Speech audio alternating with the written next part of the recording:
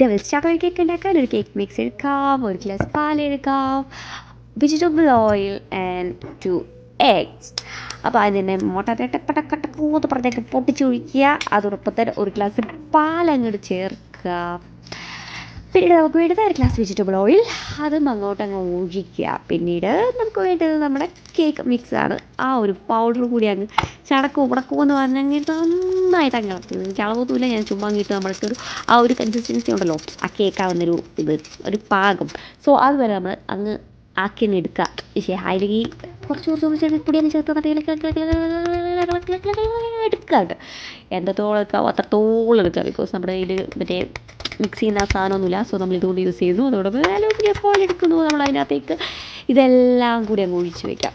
Okay, ഇത് ചിലകി പറഞ്ഞിരിക്കുന്ന മാത്രമാണ്, അത് വേറെ മൈൻഡ് ചെയ്യേണ്ടത്. നമ്മളിപ്പോൾ ജസ്റ്റ് ഒന്ന് ഫിക്സ് ചെയ്ത് നേരെ ആക്കിയിട്ടുണ്ട്. ഓ ഗായ്സ്, ഞാൻ മറന്നുപോയി നെയ്യ് നമുക്ക് വേണം. നെയ്യ് നമ്മൾ ഈ പാത്രത്തിൽ ചുറ്റും പടക്കം തുടങ്ങി നന്നായിട്ട് അങ്ങ് എല്ലാ ഭാഗത്തും മിക്സാക്കി അങ്ങ് തേച്ചോളി.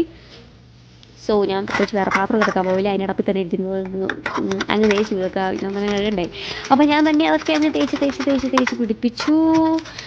ഓക്കെ, കണ്ടില്ലേ, എല്ലാ ഭാഗത്തും നന്നായിട്ട് വരക്കണം.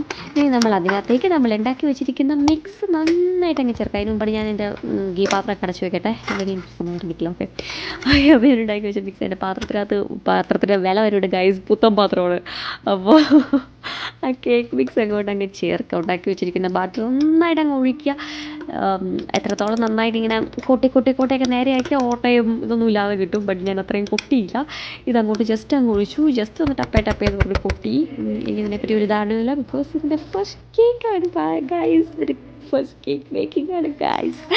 അങ്ങനെ ഞാനിതൊരു കൈ പൊള്ളാതിരിക്കുന്ന അലൂമിനിയം നമ്മുടെ എന്താ പറയുക ഫോയിൽ പേപ്പർ ഇട്ടങ്ങ് മടക്കി അതിനകത്തേക്ക് കയറ്റി അങ്ങ് വെച്ചു. ബട്ട് എന്ത് ചെയ്യാം, അൺഫോർച്ചുനേറ്റ്ലി അത് ഉള്ളിൽ കയറിയില്ല. എൻ്റെ എയർ ഫ്രയർ ഒന്നില്ലെങ്കിൽ ചെറുതായിപ്പോയി, അല്ലെങ്കിൽ എൻ്റെ അലൂമിനിയം ഫോയിൽ പാത്രം വലുതായിപ്പോയി. സോ ഞാൻ വീണ്ടും അത് അഡ്ജസ്റ്റ് ചെയ്ത് എങ്ങനെയൊക്കെ കയറ്റി ഗൈസ്.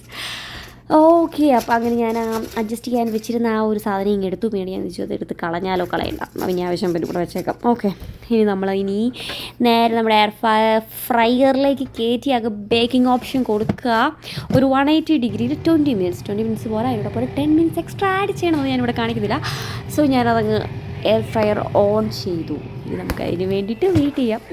ഏകദേശം ആയിട്ടുണ്ട്, നമുക്ക് നോക്കാം. ഞാൻ ഒരു 10 മിനിറ്റ് കൂടി വെച്ചാൽ നിങ്ങളോട് ഞാൻ പറയുന്നില്ല കേട്ടോ, പക്ഷേ ഞാനിവിടെ കാണിക്കുന്നില്ല കേട്ടോ. ഓക്കെ, ഞാനപ്പോൾ ഇതെടുത്ത് നോക്കുന്നു. ഇതിൻ്റെ ഷേപ്പ് ഒന്നുകൊണ്ട് നിങ്ങൾ ഞെട്ടണ്ട. ഞാൻ പറഞ്ഞില്ലേ, നന്നായിട്ട് ടാപ്പ് ചെയ്ത് എല്ലാ വശവും ഒരുപോലെ ആക്കണമായിരുന്നു. ബട്ട് ഞാനത് മറന്നുപോയി. അതുകൊണ്ടാണ് ഇങ്ങനെ ഒരുമാതിരി ഷേപ്പ് ഇരിക്കുന്നത്. ഓക്കെ, എന്നാൽ സാരമില്ല, നമുക്ക് കട്ട് ചെയ്ത് നേരെയാക്കാം. ഗായ്സ്, എൻ്റെ മോനെ, അങ്ങനെ നമ്മുടെ കേക്ക് ഇവിടെ റെഡി ആയിരിക്കുകയാണ് കേട്ടോ. ഞാൻ കുറച്ച് സ്ട്രോബെറി ജാമും ആപ്പിൾ ജാമൊക്കെ തേച്ച് കുറച്ചുകൂടി ഒന്ന് ഡെക്കോർ ചെയ്തെടുത്തിട്ടുണ്ട്. അപ്പോൾ നമുക്ക് നോക്കാവേ. എൻ്റെ മോനെ, ഒട്ടുക്കത്ത ടേസ്റ്റ് എന്ന് പറഞ്ഞാൽ നമുക്ക് അമ്മേനെയും കൂടി വിളിച്ച് നമുക്ക് ട്രൈ ചെയ്ത് നോക്കാം. ഓ, ഇനി വേറെ ഒന്നും പറയാനില്ല. ഓക്കെ, അമേസിങ് എന്ന് പറഞ്ഞാൽ അമേസിങ്.